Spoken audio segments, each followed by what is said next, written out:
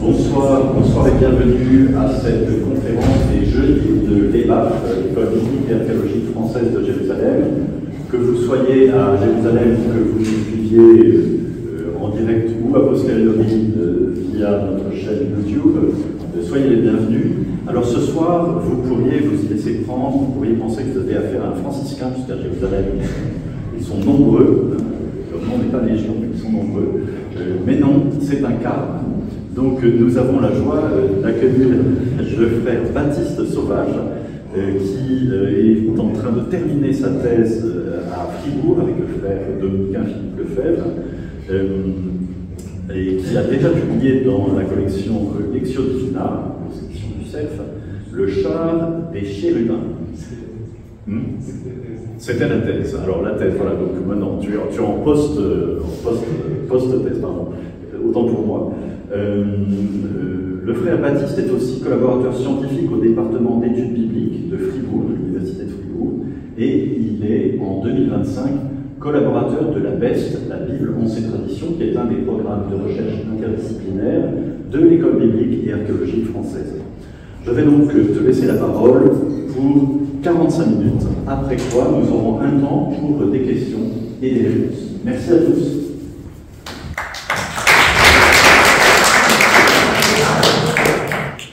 Merci beaucoup, frère Olivier. C'est une joie de pouvoir vous parler un peu du fruit de mes méditations de ces dernières années. Et c'est une joie aussi d'en parler en particulier dans ce lieu marqué par la figure de Saint-Étienne, puisque Saint-Étienne est celui qui voit les cieux ouverts, citation d'Ézéchiel 1, avant de mourir.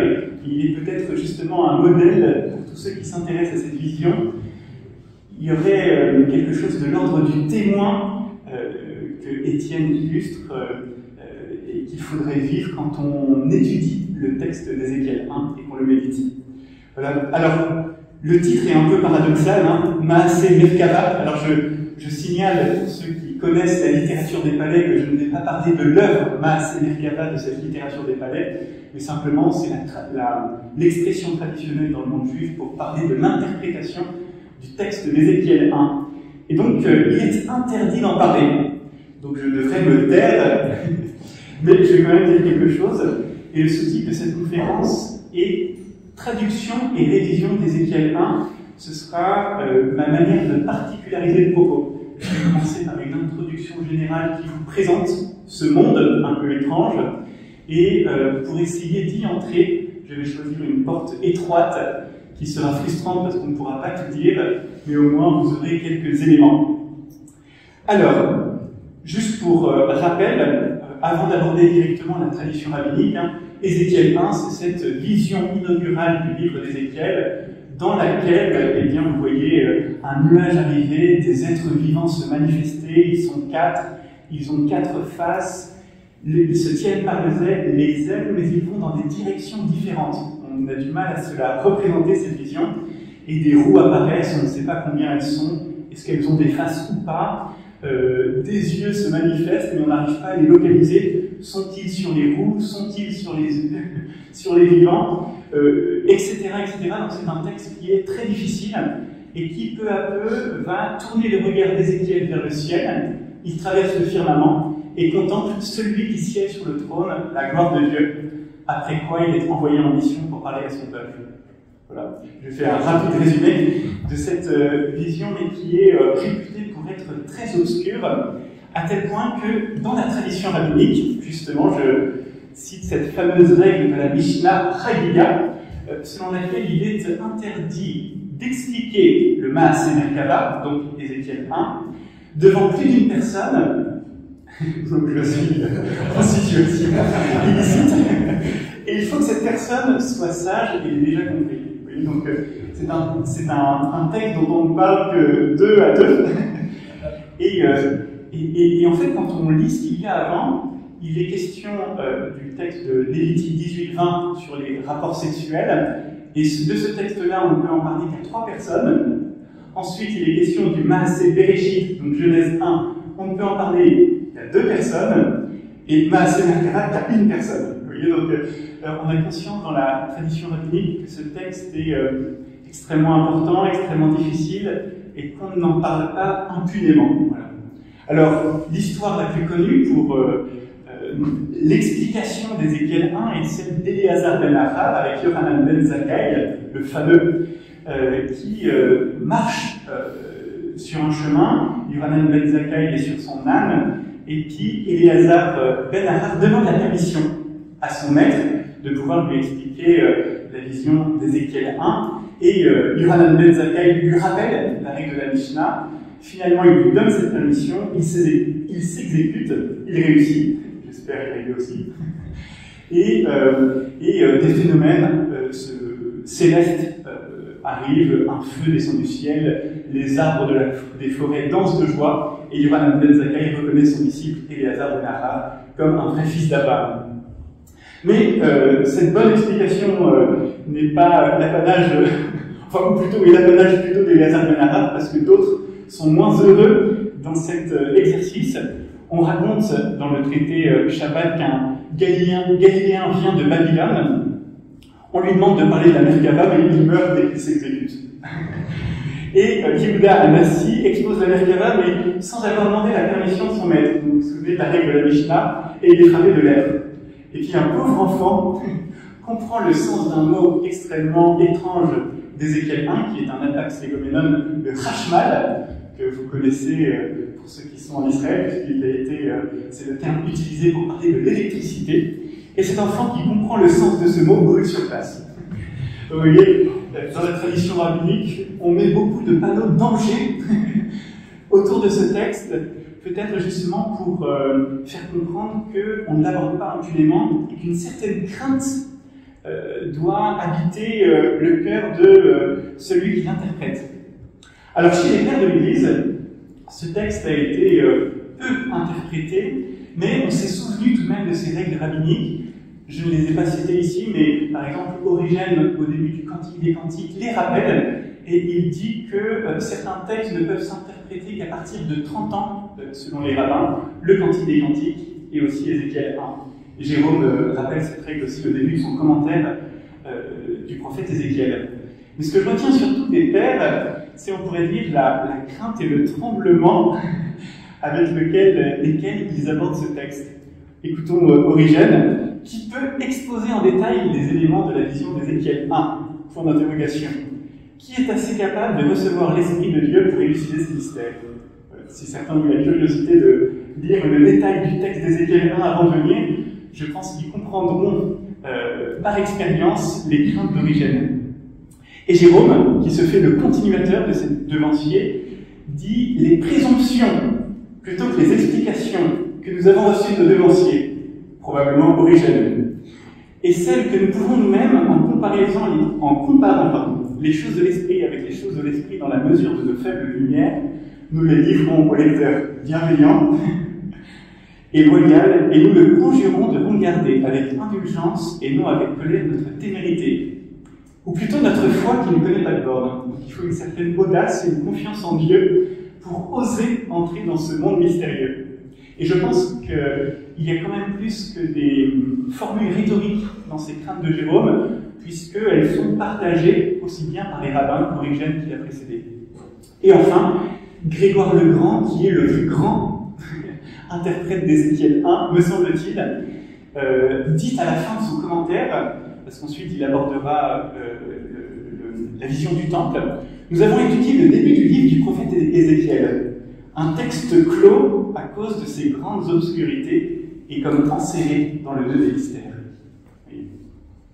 Donc c'est une sorte d'expérience unanime qui est celle des rabbins, des pères et de tous les commentateurs. Ce texte s'aborde avec une certaine réserve, un certain même respect peut-être aussi. Alors, chez les modernes, je retiens un article qui est souvent cité de Daniel Body, et qui, lui, propose une interprétation du texte d'Ézéchiel 1, mais qui est aussi cité pour la nomenclature qui donne des obscurités de ce texte. Alors, il en cite certaines. Sur le plan de la grammaire, une des questions les plus étranges qui se pose quand on lit le texte est celle de la confusion des genres. Vous voyez, les vivants, donc c'est Chaya ou Chayot, sont donc grammaticalement au féminin, mais les suffixes pronominaux qui vont les désigner alternent entre le masculin et le féminin tout le temps. Parfois c'est dans le même verset, et donc vous êtes décontenancé, vous n'arrivez pas à les déterminer. Et ce qui est vrai des vivants est vrai de quasiment toutes les réalités, les faces, les roues. On est très vite perdu quand on interprète ce texte. Le nombre aussi, on ne sait pas s'ils sont 4 ou 1, l'usage de l'infinitif absolu, on le verra, etc. etc. Je ne vais pas tous les reprendre avec vous. Et donc justement, pour interpréter ces obscurités, beaucoup de propositions ont été faites, certaines sur le plan de l'histoire de la rédaction, il y avait donc différentes couches, d'autres sur le plan de la critique textuelle, peut-être que des erreurs ont été transmises, d'autres se situent plutôt sur un plan herméneutique. Ce texte est obscur parce qu'il a pour fonction de révéler davantage le cœur de l'interprète que la révélation objective elle-même. C'est un peu exagéré. Et Daniel Bloch a une interprétation intéressante aussi, je trouve, c'est qu'il dit que l'obscurité de ce texte et ses apparentes erreurs seraient l'effet, on pourrait dire, de la secousse dans le prophète Ézéchiel de la vision qu'il vient de recevoir. Même si cette interprétation, je pense qu'elle est peut-être un peu trop naïve, parce que ce texte n'est pas écrit à la va-vite après avoir eu une expérience spirituelle forte, mais c'est un texte extrêmement bien travaillé dans tous ses détails, et j'aurais bien aimé vous le montrer, mais on n'aura pas le temps de le voir suffisamment. Alors, j'en suis toujours dans l'introduction générale, et je vais vous donner un petit peu les pistes que j'ai essayé de suivre pour essayer d'entrer dans le monde d'Ézéchiel 1.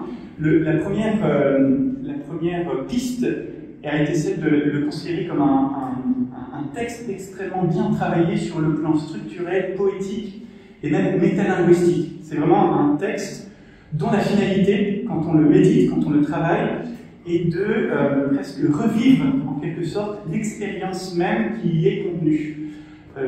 Et d'ailleurs, on le voit avec Éléazar Ben Ahar, une bonne interprétation de ce texte ne se fait pas sans une certaine expérience de Dieu.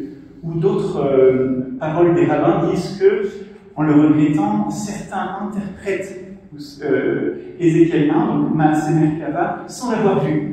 Ce qui suppose qu'une bonne interprétation suppose une expérience visionnaire presque, une expérience même de ce que Ézéchiel vit lui-même ou décrit dans ce texte.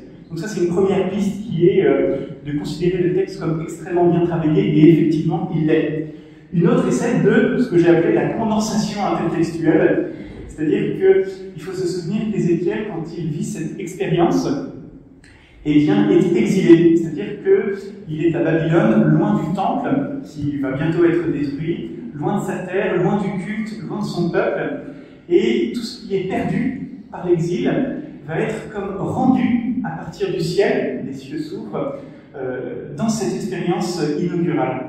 Et donc, pour essayer de faire comprendre, on pourrait dire, l'abondance de ce qui est redonné à Ézéchiel à partir du ciel, eh bien, on va multiplier les allusions intertextuelles, en particulier au temple, au culte, mais aussi aux éléments les plus essentiels de la Torah.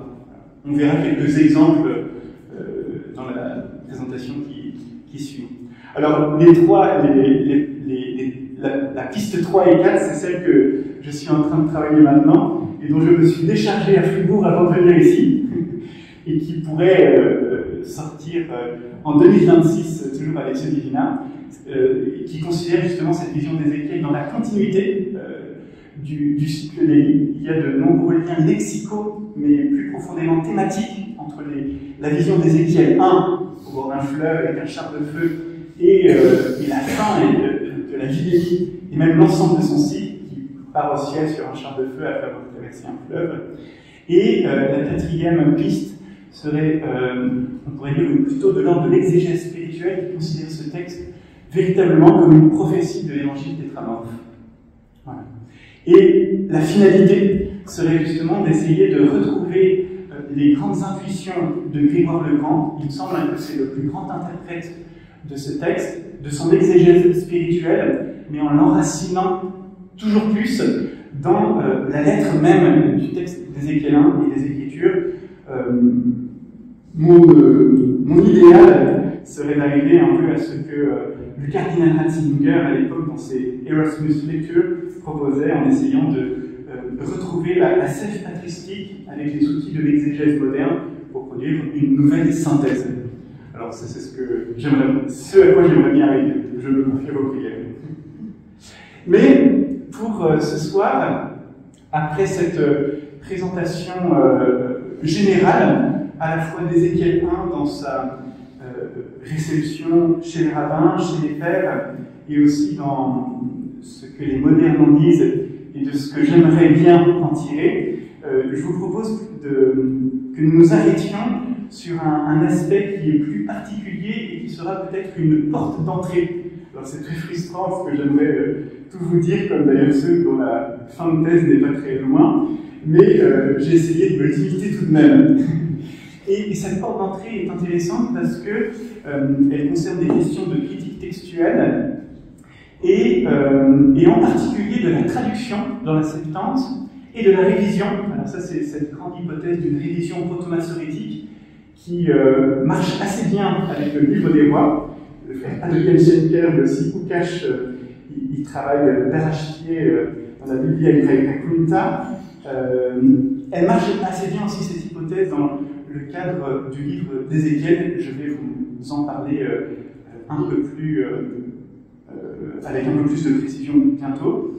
Et justement, je vais commencer par la traduction dans la Septante, parce que généralement on la date au début du IIe siècle avant Jésus-Christ, et on va essayer de comprendre les intentions du traducteur. Et la révision proto-massorétique, Johann Lust en particulier, la date plutôt de la fin du IIe siècle avant Jésus-Christ, donc c'est un ordre chronologique que je vais suivre avec vous. Et avant d'entrer justement dans la traduction à Alexandrie, je vais juste faire un petit rappel ou un petit point pour ceux qui ne connaîtraient pas la situation textuelle du livre d'Ézéchiel, en me fondant surtout sur les travaux de Johann Lust, que je trouve les plus convaincants pour l'instant. Il y en aura peut-être de nouvelles trouvailles. Mais selon lui, justement, donc, le livre d'Ézéchiel, dans sa version hébraïque, est le fruit d'une grande révision, donc, selon l'hypothèse développée dans cette école.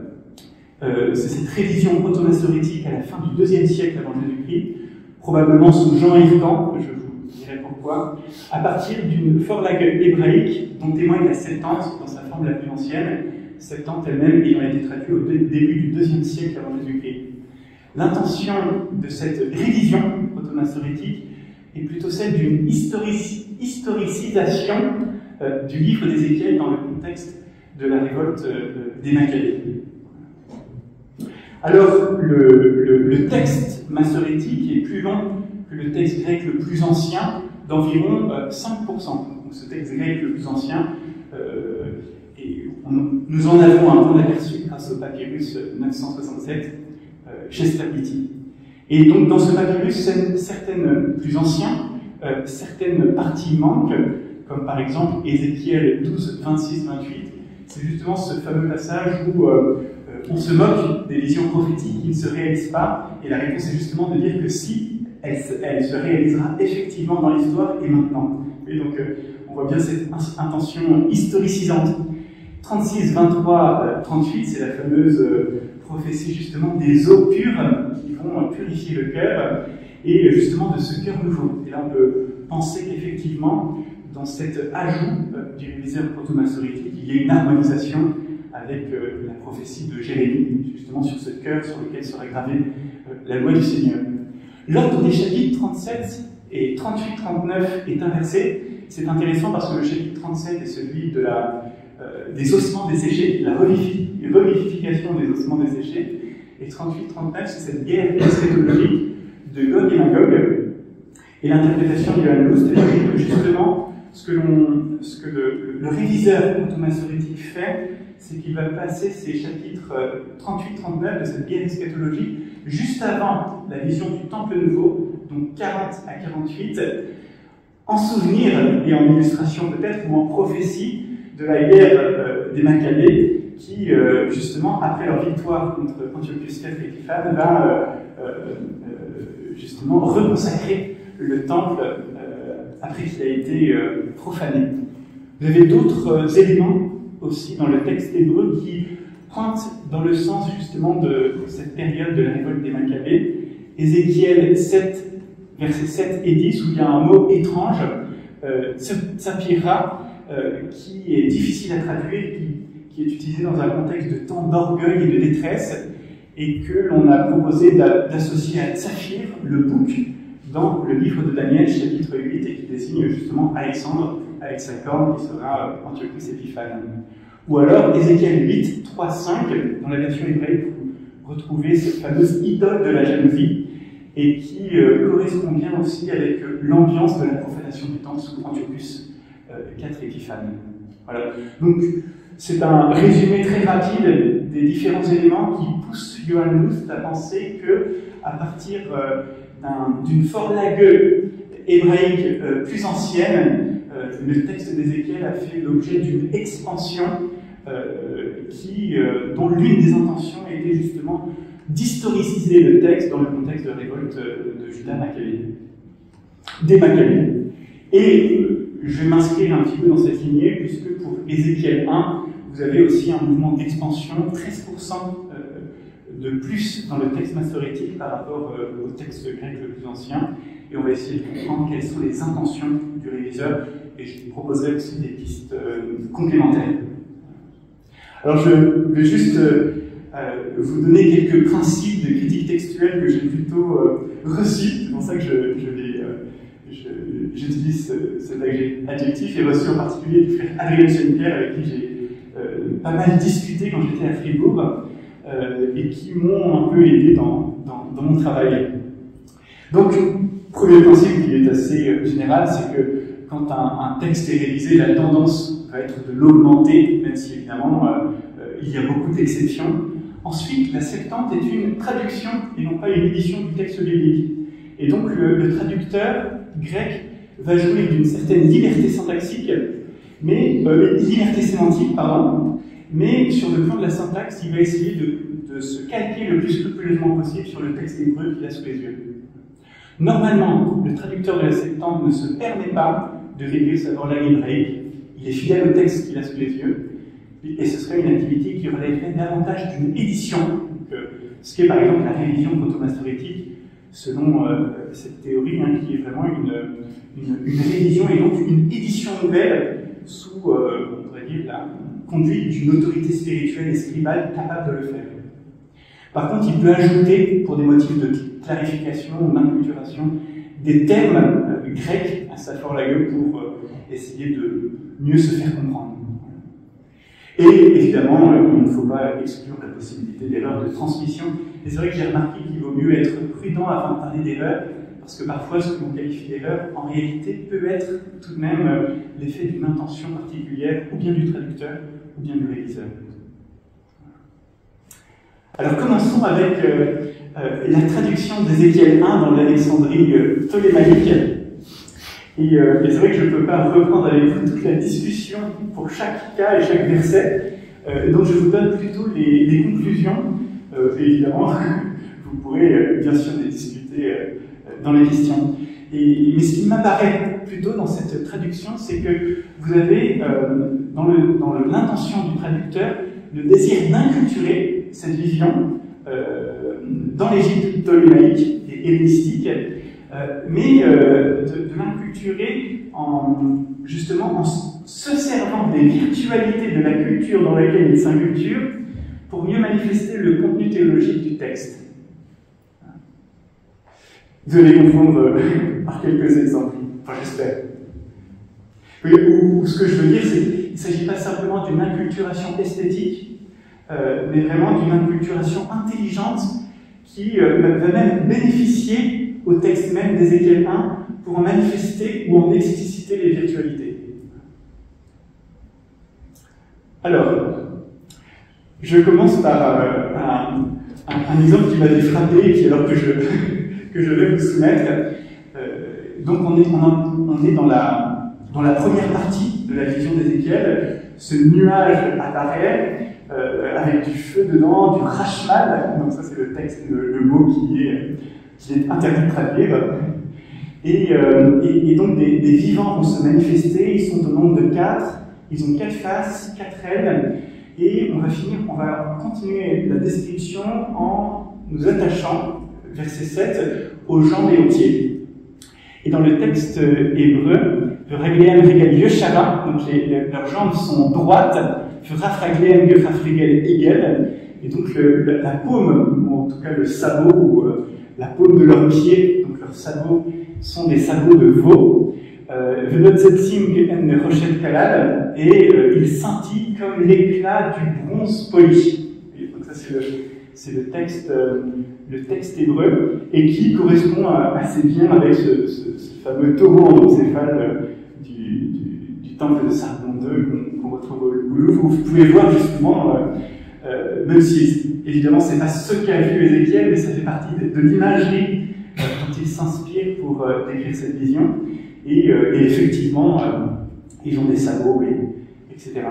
Et quand vous allez au texte, quand vous tournez vers le texte grec, vous avez quelques surprises qui, selon ma proposition, seraient justement l'effet d'une inculturation intelligente. C'est-à-dire que leurs jambes sont droites, mais leurs pieds, si vous voyez bien, sont ailés, télotoïdes. Et donc, ces vivants commencent à avoir des ailes aux pieds. Ça ne ressemble plus vraiment au sabot de veau. Et quand vous allez un petit peu plus loin, vous voyez qu'effectivement, il y a des étincelles et du bronze éclairant, mais leurs ailes vont devenir légères. Et donc, évidemment, pour ceux qui regardent bien les images, des ailes aux pieds, ça ne peut pas ne pas faire penser à Hermès, donc ce fameux dieu messager de la parole dans le monde hellénistique, d'autant plus qu'en Égypte, Hermès était très populaire puisqu'on l'identifiait justement au dieu Thoth.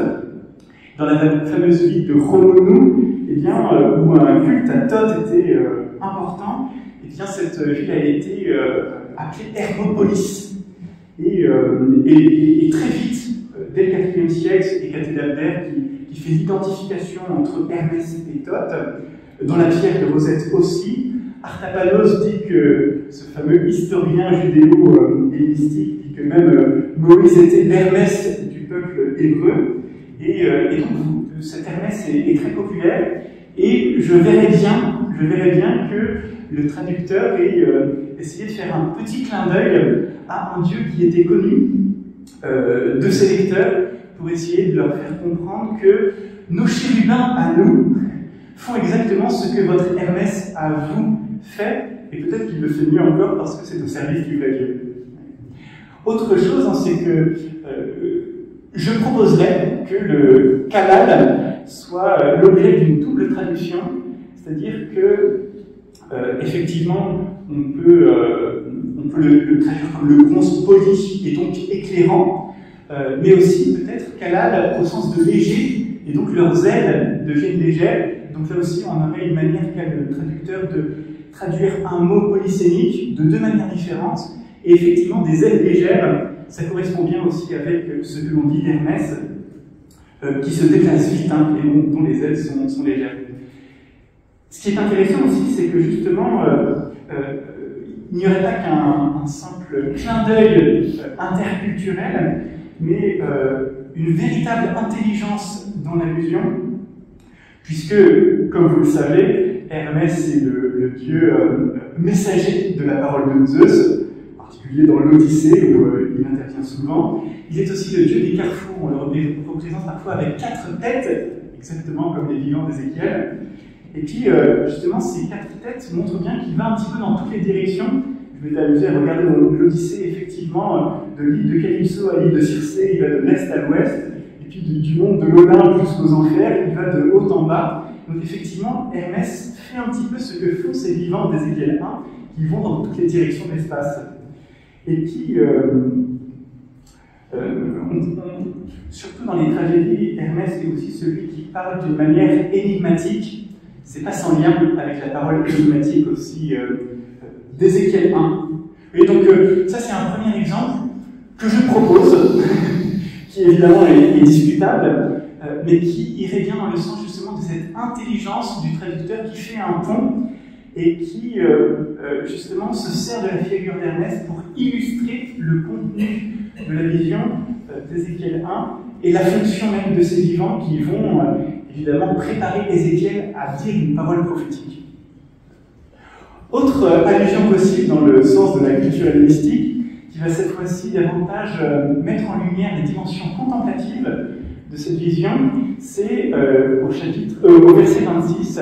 Et donc Ézéchiel a traversé par son regard le firmament, il regarde celui qui siège sur le trône, et donc il y a que Marie Domut Adam, dit l'hébreu. Et le traducteur grec va parler d'un eidos anthropou.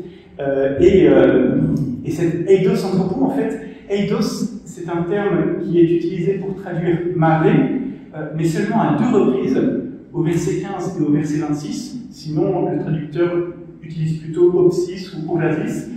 Et je pense, mais là il faudrait plus de temps pour le montrer, que ça délimite une certaine, ça forme une certaine inclusion qui délimite une partie. Et donc il y a une intention dans le choix de eidos, et à mon avis une intention peut-être plus forte encore en Ézéchiel 1,26 dans le choix de eidos anthropou, puisque justement dans la culture hellénistique de l'Alexandrie ptolémaïque, l'eidos anthropou pourrait faire penser à cette fameuse controverse entre Aristote et Platon, que Platon d'ailleurs a fait sienne sur l'idée du troisième homme, et c'est cette fameuse argumentation qui mine la théorie platonicienne des idées. S'il y a un homme et l'idée de l'homme, il devrait y avoir une troisième idée de l'homme pour faire le commun entre l'homme et l'idée de l'homme, et cela infiniment, ce qui fait que la théorie des idées se détruit d'elle-même par l'absurde. Voilà. Alors, je ne vais pas rentrer plus en détail dans cette argumentation, mais peut-être juste relever l'allusion possible, puisqu'on retrouve l'expression même dans le Parménide de Platon, anthropou eidos, et peut-être y voir comme une sorte de clin d'œil de la part du traducteur, en disant, mais chez nous, cette eidos anthropou, nous l'avons, parce qu'en regardant au-dessus du firmament, nous voyons le Dieu qui a fait l'homme à son image et à sa ressemblance. Vous voyez, donc, quand vous entrez dans cette expérience d'Ézéchiel, eh bien, vous la voyez vraiment, cette eidos anthropou, mais dans le ciel, et elle vous manifeste que le Dieu qui est le nôtre n'est pas si éloigné que de l'homme que cela.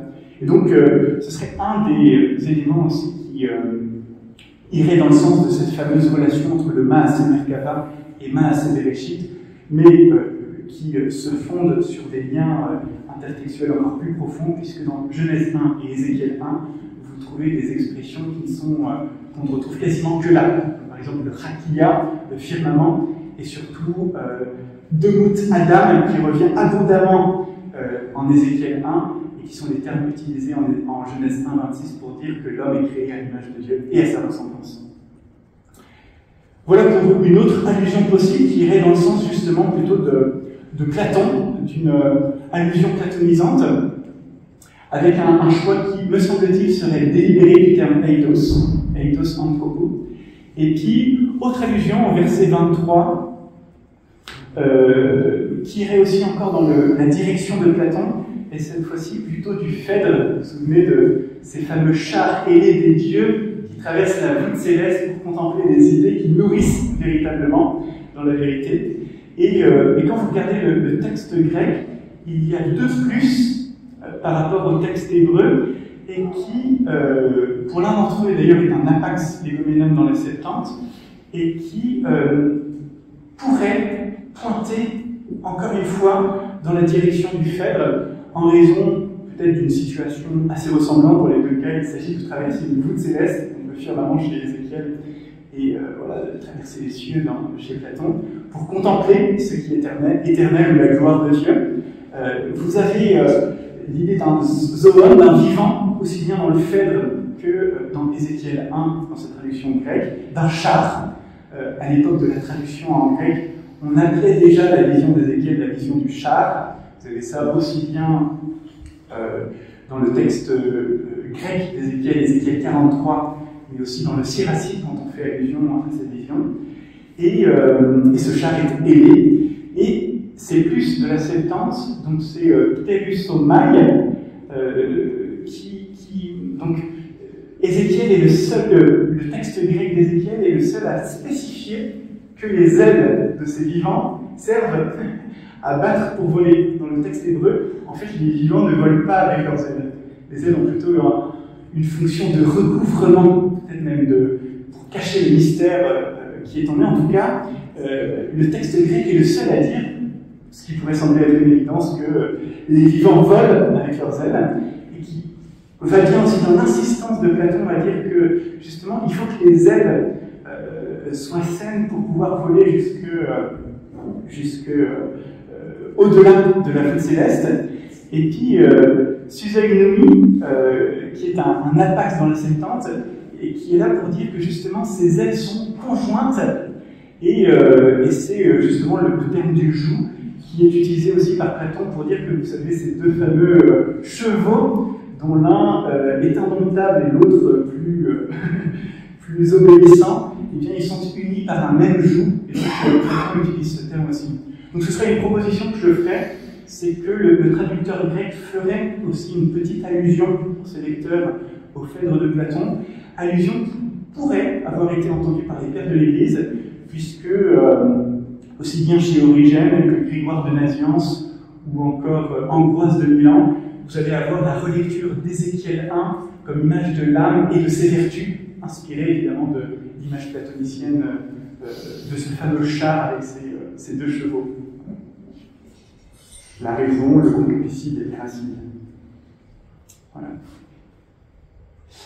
Donc, avant d'en arriver au troisième volet, qui est celle de la révision proto-maçonnique, j'insiste vraiment sur cette idée que le traducteur grec, me semble-t-il, à partir d'un texte difficile déjà, sa forme hébraïque est déjà difficile, va essayer de le rendre un peu plus explicite, un peu plus accessible, en l'inculturant et en révélant par cette inculturation les virtualités aussi bien des vivants que contemplatifs qui est contenu dans ce texte d'Ézéchiel 1. J'insiste un peu sur ce point parce que le réviseur proto-maçonnique va faire exactement l'inverse.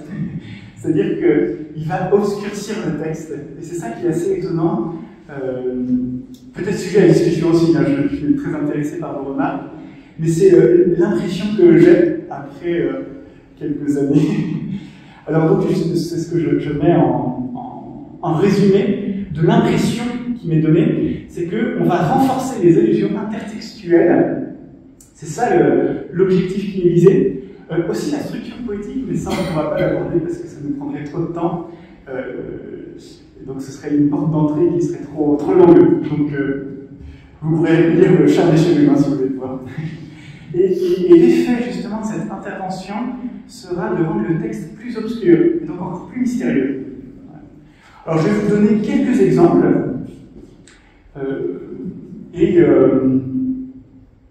et puis vous pourrez vous faire votre avis. Le premier, c'est un verset, le verset 14, qui est ajouté, ou en tout cas un plus, si on ne veut pas se prononcer du point de vue de la critique textuelle. Vous avez donc un plus dans le texte massorétique que l'on ne trouve pas dans le grec le plus ancien, et qui, me semble-t-il, va renforcer un lien déjà existant d'Ézéchiel 1 avec l'épisode du déluge de Noé.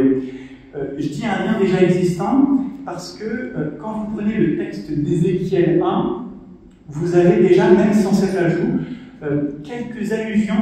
Je vous rappelle qu'on est au IIe siècle avant Jésus-Christ, donc tous ces textes sont bien écrits et ils sont connus. Et donc vous pouvez faire très facilement et spontanément un lien avec Noé, justement. Déjà, Ézéchiel, au chapitre 14, parle de Noé. Ensuite, la vision commence justement par des yeux ouverts, et l'expression se retrouve aussi dans le déluge où on dit que les fenêtres du ciel vont s'ouvrir. Et la vision se termine par la manifestation d'un arc-en-ciel, comme le déluge va se manifester. La fin du déluge sera signifiée par la venue de l'arc-en-ciel en signe de l'alliance. Et dans les deux cas, vous avez une épreuve à traverser, donc la vision sous forme d'orage ou le déluge en tant que tel. Et puis Ézéchiel qui est dans une situation plutôt analogue à celle de Noé, puisque à travers une épreuve terrible, celle de l'exil, l'enjeu va être de faire survivre le peuple d'Israël dans la terre de l'exil. Et donc, ce que Noé fera pour toute l'humanité, en conservant les espèces des animaux et sa famille dans l'arche, Ézéchiel, en quelque sorte, par analogie, le fait pour le peuple d'Israël, en conservant vivantes les traditions, dont d'ailleurs, par allusion, qui lui sont signifiées par allusion dans le ciel qui s'ouvre pour lui. Vous voyez, Ézéchiel va être l'un des instruments de la résurrection du peuple d'Israël, comme Noé va être l'un des instruments du repeuplement de la terre.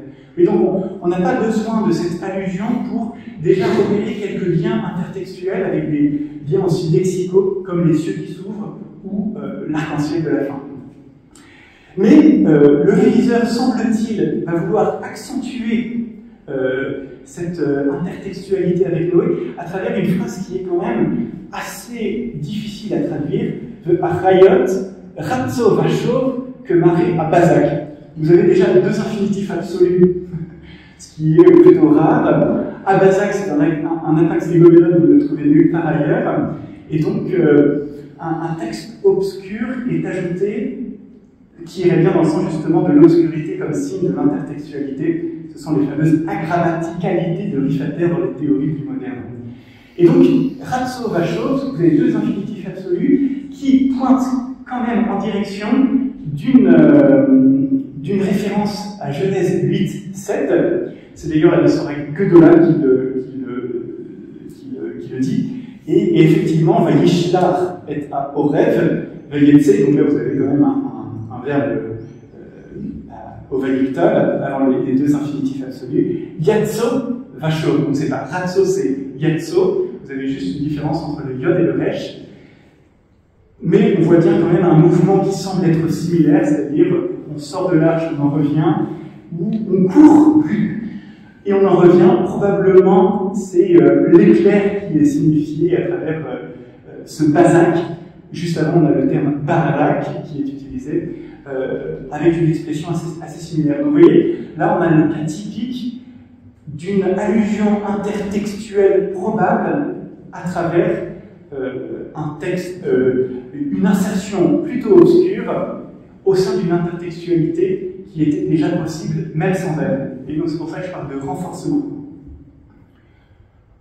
Autre possibilité, entre Ézéchiel 1 et l'expérience de l'Éden, vous avez beaucoup de liens. Vous vous souvenez de ces chérubins qui gardent le lieu sacré de la présence de Dieu, comme ces vivants qui seront, en Ézéchiel 10, 22, nommés chérubins, qui gardent le lieu de la présence de Dieu. Cette fois-ci, c'est son trône. Et justement, l'Éden qui est, dont la limite est celle d'un fleuve avec 4 têtes, on traduirait plutôt par 4 bras, comme les vivants qui ont 4 têtes à la limite entre le lieu de Dieu et le monde des hommes, la limite du firmament lui-même. Ézéchiel aussi se signale par cette tradition adamique que l'on retrouvera en Ézéchiel 28. Et donc, dans le texte même sans cette petite intervention que je vais vous signaler, vous pouvez déjà penser à une intertextualité possible. En tout cas, au IIe siècle, ces textes sont connus, entre Ézéchiel 1 et les traditions adamiques. Intertextualité d'ailleurs qui sera développée dans les traditions ultérieures, les traditions juives, la vie grecque de Dan et Ève ou la vie latine, par exemple. Et là, je signale juste une possible intervention qui est moins sûre quand même, mais que je signale tout de même. Vous avez dans le texte grec les ailes des vivants qui sont étendues. Et donc, très probablement, l'hébreu qui est derrière, c'est Perusot, avec un sin, comme les ailes des chérubins dans l'Exode, qui sont étendues au-dessus de l'arche. Et dans le texte hébreu, vous avez les faces. Alors, on ajoute les faces, et les ailes qui sont séparées, Perudot. Et alors, vous avez juste la transformation d'un sin en un resh. Je proposerais, parce que ce verbe séparer, vous le retrouvez justement dans le jardin d'Éden à propos du fleuve qui va se séparer en 4 têtes ou en 4 bras pour donner les fameux 4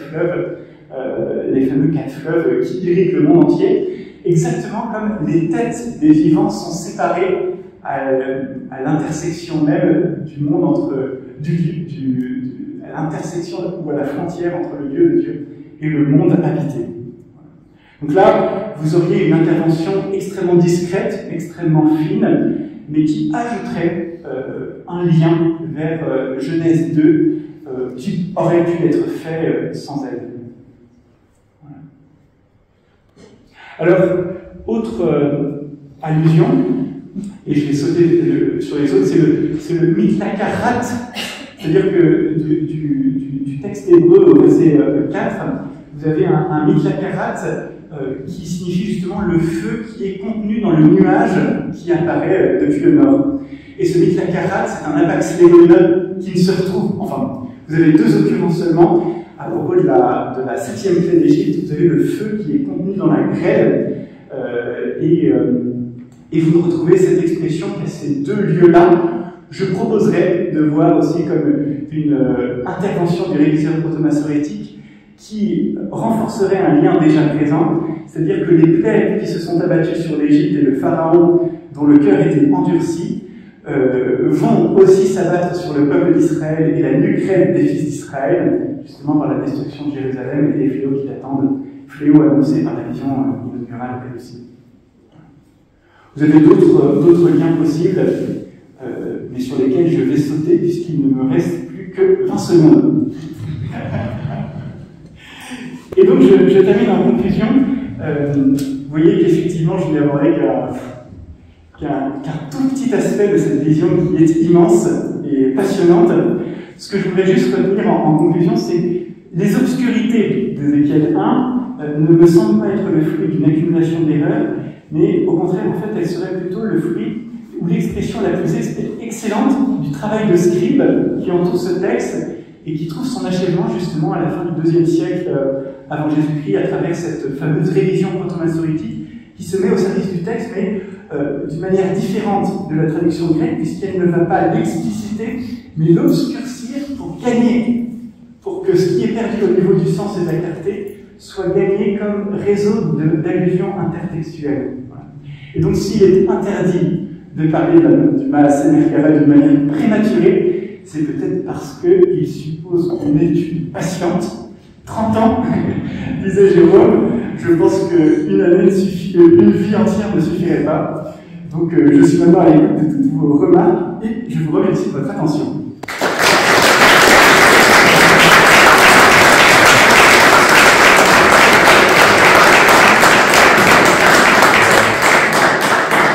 Merci beaucoup Baptiste pour ce brillant exposé, et vous savez que d'habitude dans cette maison c'est toujours le frère Loukash qui pose la première question, et bien il va en plus s'occuper des questions. Non, pas forcément, j'attends vos questions. Tout le monde. D'accord. Et pour moi c'est toujours intéressant pour renforcer, parce qu'on parle des subtilités, les allusions, donc c'est convaincant, pas convaincant. Et donc l'argument que tu nous as fourni, c'est-à-dire que les pères de l'Église, les pères grecs, ont vu quelque chose de semblable avec Phèdre. Oui. Est-ce que tu trouves des témoignages semblables à l'interprétation avec Hermès de cette image? Est-ce que c'est aussi attesté par les pères grecs? Est-ce qu'ils font allusion à Hermès directement? Non, alors la seule allusion à Hermès que j'ai trouvée, mais il doit y en avoir beaucoup d'autres, hein, c'est celle de Justin, qui dit que le Verbe de Dieu est notre nouvel Hermès, notre vrai Hermès. Après, Hermès en tant que tel, non. Ça, je ne l'ai pas trouvé chez les pères. Ouais. Ce qui pourrait affaiblir l'argumentation. Oui et non, parce que c'est la question, est-ce qu'ils avaient peur peut-être de parler trop d'une divinité païenne? Trop de camps. Et peut-être que c'était moins utile à l'époque, à leur époque.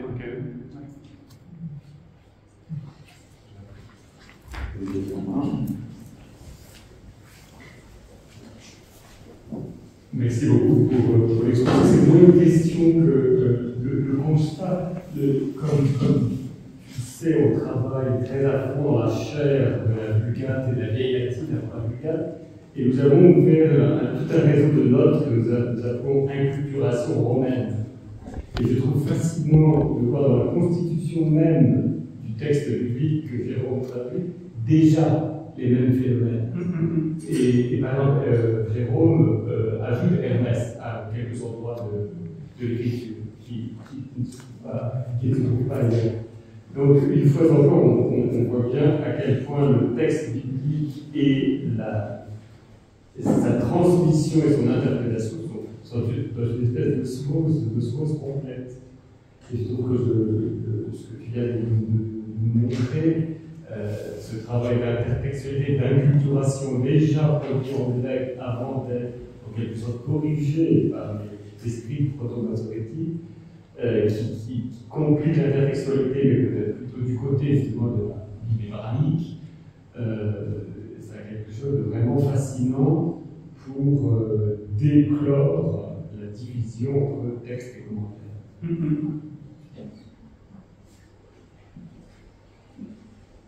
Une réponse? Tout à fait. Non, je suis complètement d'accord. Et peut-être.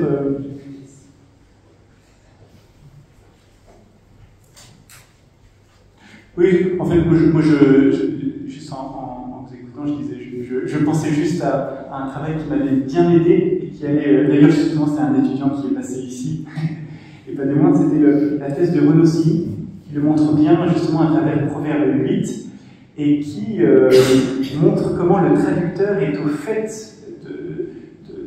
de la culture hellénistique, dans ce qu'il a de plus excellent, et va même se servir, par exemple, des principes du pythagorisme pour essayer de montrer que la véritable sagesse et la véritable harmonie se trouvent dans cette sagesse même du peuple d'Israël. Et effectivement, je trouve que son interprétation était assez éblouissante, et je m'en suis un peu inspiré aussi pour Ézéchiel 1, en particulier avec d'autres aspects que je n'ai pas commentés ici, mais toute une réflexion sur, par exemple, le trône de Zeus qui se trouve au milieu du feu, et il y a quelques allusions sur la question du milieu dans le texte d'Ézéchiel 1 qui pourraient faire penser aussi à des références pythagoriciennes.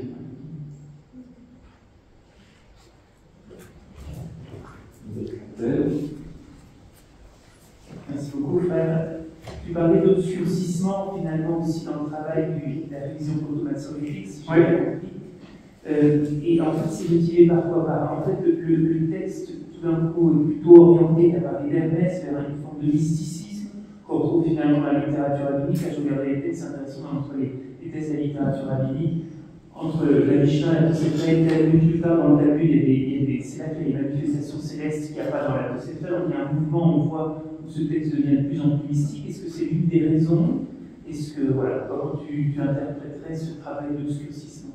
Oui, alors effectivement, il y a vraiment cette conscience d'avoir affaire à un texte qui est presque même une sorte de prototype des expériences spirituelles dans le peuple d'Israël.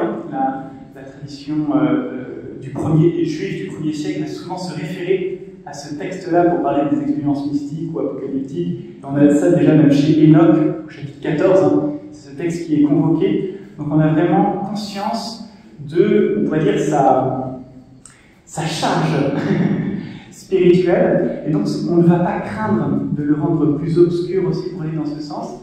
Et j'aurais tendance à dire aussi que on va privilégier en particulier ce réseau intertextuel sur la clarté immédiate aussi. Donc s'il y a à choisir entre le sens premier et la clarté du texte et le réseau d'allusions possibles à Genèse 1, le paradis, la tente de la rencontre, le Yom Kippour, il y a tout ça qui est contenu dans le texte, et bien on va privilégier justement ces allusions possibles-là pour faire comprendre que dans cette vision est contenu l'essentiel de l'expérience d'Israël.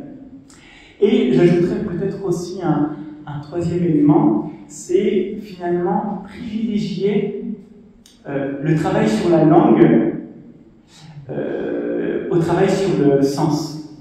Et quand on voit plus en finesse les interventions de ce réviseur, c'est pas un beau mot quand même, il faudrait lui trouver un autre titre, on va voir qu'il va parfaire le texte dans sa structure même, si bien que, alors je me suis servi de la méthodologie de Marc Girard, qui est très affûté, qui est un familier de cette maison, et si bien qu'en fait le texte va apparaître comme une sorte vraiment d'écrin où tout est pensé, tout est modelé, et on va privilégier justement la perfection littéraire du texte à l'immédiateté de sa compréhension.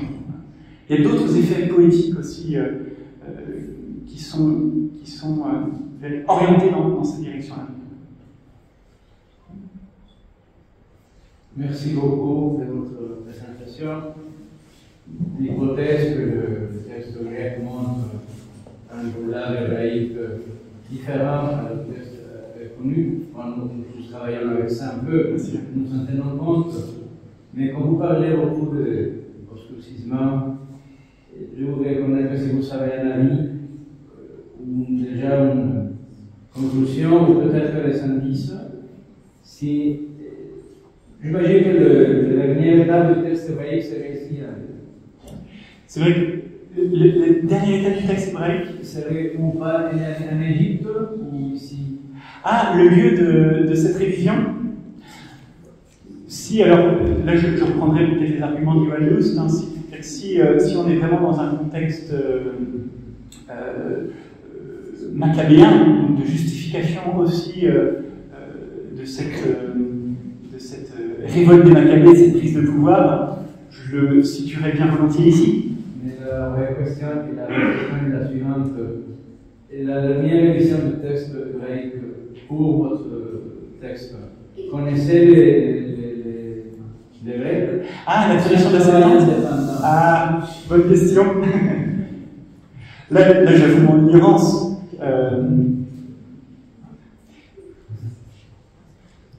Non, il me semble que c'est très difficile de le savoir. Et d'ailleurs, j'avoue mon ignorance aussi sur beaucoup de choses de ce texte. Hein. C'est que, comme le disait d'ailleurs Jérôme, hein, ces devanciers ont balbutié ou ont présumé, et je pense que ce serait bien orgueilleux de penser faire mieux qu'eux. Donc ce ne sont que des présomptions que je vous propose ce soir. Ouais. Et encore plus pour cette question-là.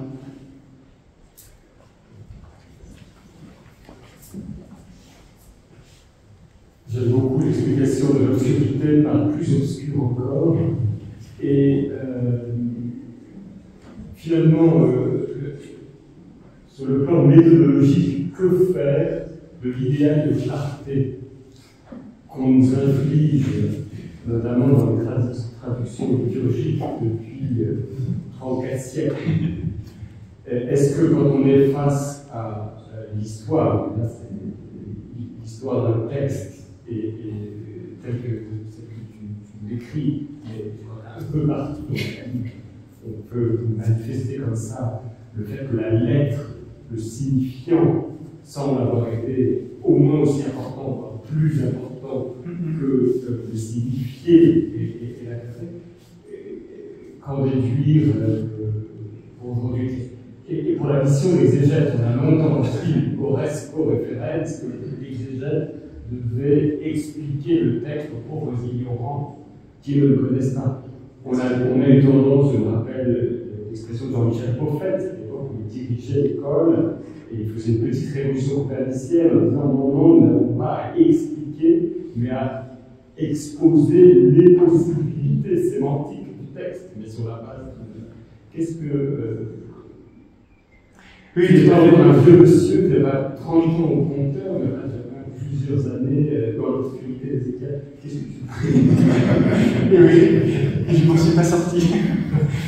D'ailleurs, regarde à moi, parce que vu tout ce qui est arrivé aux interprètes d'Ézéchiel, même les hasards de Nara finit mal. Hein. Non, je suis au school. Oui, c'est ça. Non, c'est vrai. Hein. Et probablement, le frère Roucache a raison, c'est-à-dire que de citer la Noge Oscura de Saint-Jean-de-la-Croix, dans le sens où ma conviction, en tout cas, c'est que effectivement, le texte est rendu obscur délibérément, presque comme un cas limite de ce que les Écritures font assez souvent, parce que parfois, évidemment, il y a pas, le sens est immédiat et direct, mais souvent, devant des textes importants, on voit bien que plusieurs possibilités également intéressantes se présentent à nous, et il n'est pas obligatoire de choisir, mais de tenir les deux en même temps. Et il y aurait, à travers Ézéchiel 1, justement un cas limite où le texte est tellement obscur qu'il nous informerait, je le dis conditionnel, il nous informerait de l'attitude idéale qui est celle du lecteur, de ne pas tant chercher à comprendre l'ensemble, ou alors d'aller au plus loin de la compréhension possible pour justement se rendre compte que nous sommes compris par celui qui parle à travers ce texte. C'est-à-dire que et c'est ça ce que j'évoquais à travers le travail métalinguistique du texte d'Ézéchiel 1, c'est un texte qui vous met véritablement dans la condition de celui qui se dispose à laisser Dieu parler et qui brouille en quelque sorte les capacités naturelles d'appréhension de l'intelligence pour entendre une parole qui vient de plus loin. Mais je tremble un peu, ou je crains d'aller plus dans les détails parce que ça nous emmènerait vraiment très loin.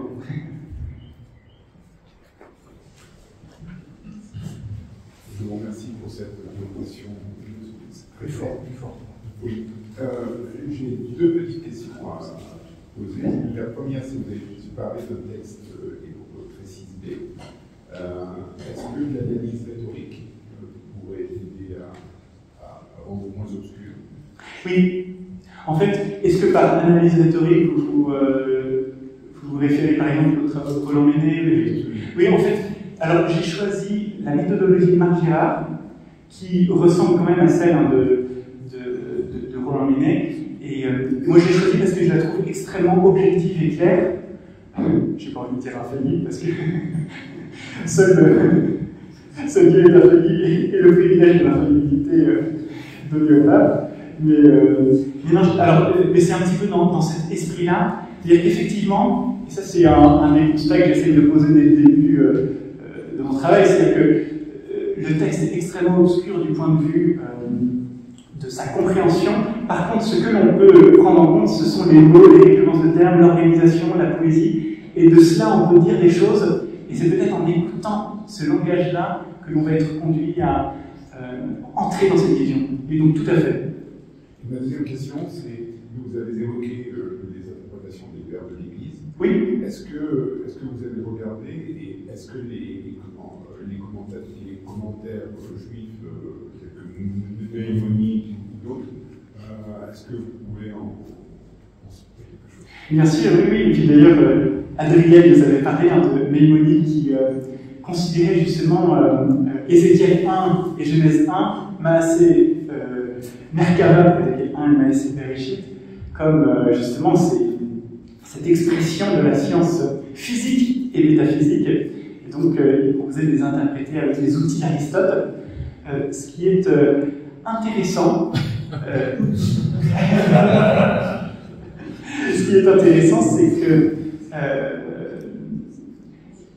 dans la tradition juive, et c'est vraiment en ce sens que la commission biblique pontificale, en particulier dans le peuple juif et ses saintes écritures, nous invite à l'écouter, c'est que il va bien falloir que j'y aille. Il y a des outils midrashiques de l'exégèse juive qui, me semble-t-il, sont déjà présents dans le texte même d'Ézéchiel 1 et dans sa lettre. Alors, ne me mettez pas sur un bûcher. Hein. Mais par exemple, vous avez, et ça c'est Abraham Gilitzer qui le montre, que quand Ézéchiel se tourne un certain nombre de jours sur le côté droit et un certain nombre de jours sur le côté gauche, vous avez dans le système sexagésimal une guématrie de la droite et de la gauche. Alors je me suis dit, tiens, est-ce que les procédés par exemple d'interprétation juive de la guématrie se retrouvaient aussi dans le texte d'Ézéchiel 1, tout en sachant que, par exemple, on connaît bien l'exemple de l'Atzbash pour retourner les lettres d'un mot pour signifier le retournement d'une situation. Donc, par exemple, Shishak, qui en parabage devient Babel. Donc pourquoi est-ce qu'on n'appelle pas Shishon mais Shishak? Parce que ça donne un Atzbash qui parle de Babel et qui prophétise le retournement de la situation à Babylone. Donc ça c'est un un procédé plus tardif de l'interprétation juive, mais qui est bien étudié, par exemple les études de Scott Nogel le montrent bien, et semble-t-il déjà présente dans le texte même de hébreu. Et je me suis amusé à justement essayer de voir le procédé guématrique, par exemple, de Rashmal, et vous en arrivez à 378, je crois, et qui correspond presque quasiment au nombre de mots du texte même d'Ézéchiel 1. Ce serait un exemple. Est-ce qu'il est signifiant? Oui, non, peut-être. En tout cas, je me souviens. Ou alors vous avez tous ces procédés qu'on retrouvera dans le Sefer Yetzira de la permutation des lettres. Et c'est quand même intéressant de voir que les mots les plus importants pour décrire les vivants, donc Phanim, Knaphanim, Ophanim, sont constitués des 4 mêmes lettres. Est-ce que c'est signifiant? Oui, non, peut-être. En tout cas, je le remarque. Voilà. Donc, et même, est-ce que Ézéchiel l'a fait consciemment? Oui, non, peut-être, on ne sait pas. Je remarque quand même juste que peut-être que des interprètes juifs l'ont remarqué aussi, et que certaines règles d'interprétation beaucoup plus tardives du Midrash ne sont pas si éloignées que cela de ce genre de procédé. Est-ce qu'il y a encore des questions urgentissimes? Olivier, urgentissime. Peut-être ça vaut la peine de rappeler, parce que ça encapsule bien l'objet de la référence, le fameux Divina Eruia cum Gene Cresce.